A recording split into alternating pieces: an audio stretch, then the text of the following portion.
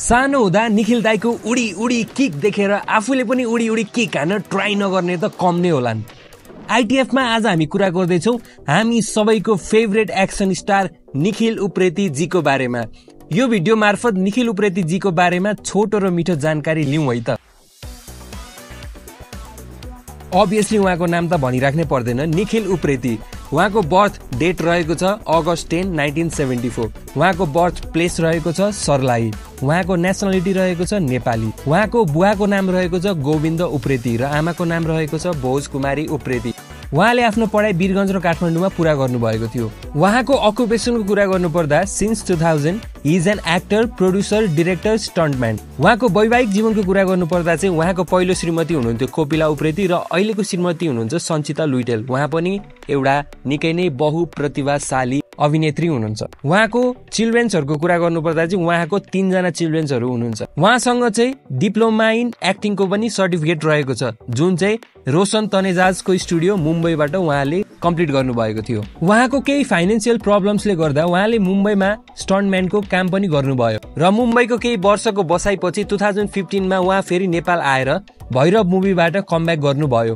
Bhairav movie त्यो वर्षको highest grossing movie of the year थियो। त्यो मुभीको राइटर र डिरेक्टर पनि निखिल उप्रेतीजी नै हुनुहुन्थ्यो अनि प्रोड्युसर पनि। उहाँले आफ्नो एक्टिङ करियरको सुरुवात इयर 2000मा पिन्जडा मुभीबाट गर्नुभएको थियो। त्यो मुभीमा उहाँले कान्तिपुर पब्लिकेसनको 7 तलाको बिल्डिङबाट हाम फालेको सिन एकदम फेमस छ र आफ्नो डेब्यू मुभीबाटै उहाँको एक्सन स्टारको रूपमा जर्नी स्टार्ट भएको थियो।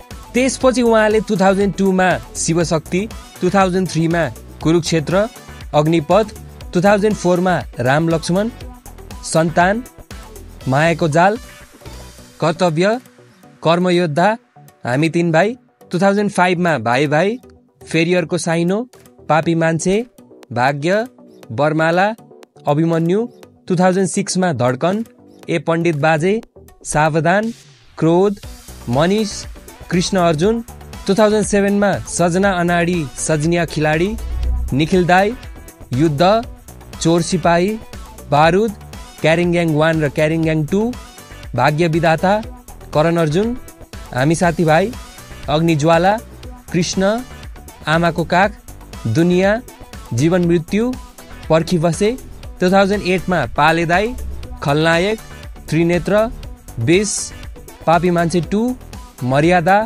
दो बाटो, देशदेखि विदेश, दाईको ससुराली, जन्म मृत्यु, सम्झना, इन्साफ, जिन्दगी, जय शिवशङ्कर, 2009मा त्रिशूल, खलनायक, निशाना, दोस्ती, हलचल, मिसन पैसा, मिस्टर डन, धर्मा, पहिलो पहिलो माया, जय शिवशङ्कर, माया त माया हो, विदाई, 2010मा घायल, द फ्ल्यासब्याक फर्केर हेर्दा, बलवान, मेरो के गल्ती हुने हो, भुल भए माफ गर, राम बलराम, कसलाई दिउँ यो जौवन, 2012मा परिचय, देवयानी, तिमी जहाँ भए पनि, 2013मा दाग, सम्झना, कसलाई दिउँ यो जौवन, 2015मा भैरव, लुटेरा, 2016मा किङ, 2017मा निर्भय, राधे, रुद्र, संरक्षण, 2018मा तिमीसँग,